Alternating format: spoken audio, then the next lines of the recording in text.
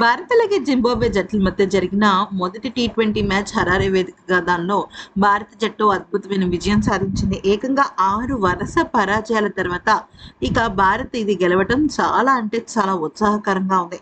అయితే ఈ మ్యాచ్‌లో మొదటిగా వైభవ్ సూర్యవంశీ అదరగొట్టేశాడు.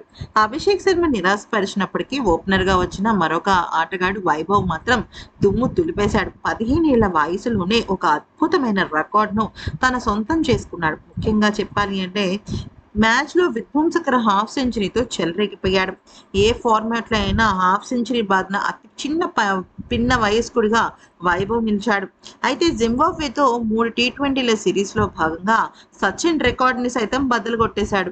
గురువారం జరిగిన తొలి మ్యాచ్‌లో 18 బంతుల్లో 4 ఫోర్లు, 4 సిక్స్‌లు చేయడం ద్వారా హాఫ్ సెంచరీ చేయడం ద్వారా ఈ ఫీట్ సాధించాడు. అయితే ఈ మరుసటి బంతికే భారీ షాట్ ఆడబోయి క్యాచ్ ఔట్‌గా వెనుతిరిగినప్పటికీ కూడా ఈ హాఫ్ సెంచరీతో 37 ఏళ్ల రికార్డ్‌ను వైభవ్ బద్దలు కొట్టాడు. పూర్తి స్థాయి జట్టు మెంబర్ సాధించిన యంగెస్ట్ 50 హాఫ్ సెంచరీ కావటం విశేషం. అయితే ఈ క్రమంలో వైభవ్ 37 ఏళ్ల సచిన్ టెండూల్కర్ రికార్డును బద్దలు కొట్టాడు. 1989లో సచిన్ టెండూల్కర్ పాకిస్తాన్‌పై టెస్టులో తొలి హాఫ్ సెంచరీ నమోదు చేశాడు. 15 ఏళ్ల 118 రోజుల వైభవ్ సూర్యవంశీ ఇంకా చిన్న వయసులో అది బద్దలు కొట్టాడనమాట. అయితే నిజం చెప్పాలి అంటే ఇప్పటి వరకు అందరి చిన్న వయసుల వాళ్ళకన్నా కూడా వైభవ్ సూర్యవంశీయే చాలా అంటే చాలా యంగెస్ట్ అనమాట.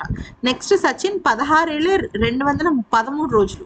ఎందుకంటే వైభవ్ 15 ఏళ్ళకి, ఇక్కడ సచిన్ టెండూల్కర్ 16 ఏళ్ళు అనమాట. మిగతా వాళ్ళందరూ 16, 17 ఏళ్ళకే కానీ వైభవ్ ఒక్కడే 15 ఏళ్ళకి అది ఈ రికార్డ్ని బదులు కొట్టాడు.